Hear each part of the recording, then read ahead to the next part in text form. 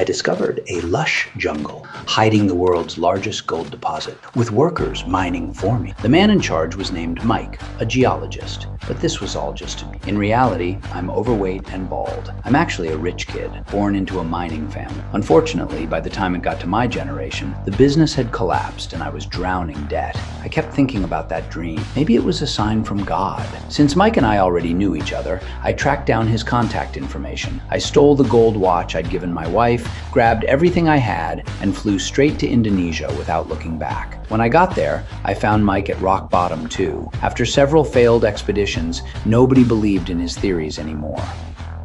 What are you gonna do? There's no right or wrong in this business. There's only hits and misses. There's gold here. Ring of Fire is real, Mike. You tell me where you want to dig, Mikey, and I'm goddamn sure the bills are paid.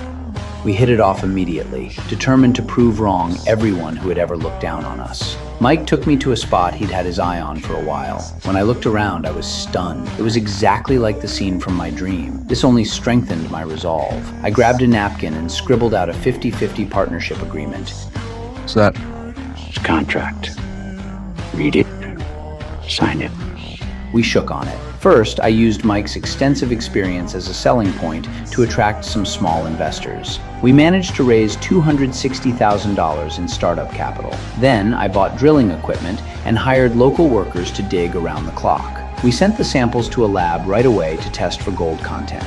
But things didn't go as smoothly as we'd hoped. The test results kept coming back, each one worse than the last. Our funds were running dry, and soon we couldn't even make payroll. Workers started leaving one by one, and nothing I said could stop them. I lay helplessly in the mud, and then things got even worse. I came down with a severe case of malaria and was bedridden, barely clinging to life. Right before I passed out, I pulled out my last $2,300 and made one final request to Mike. Oh my God, I have nothing, right?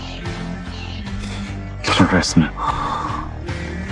My words struck a chord with him. We had nothing left to lose. Mike went door to door visiting every worker and learned they all had problems with clean drinking water. So he used that $2,300 to buy a water filter, and that was enough to bring the workers back.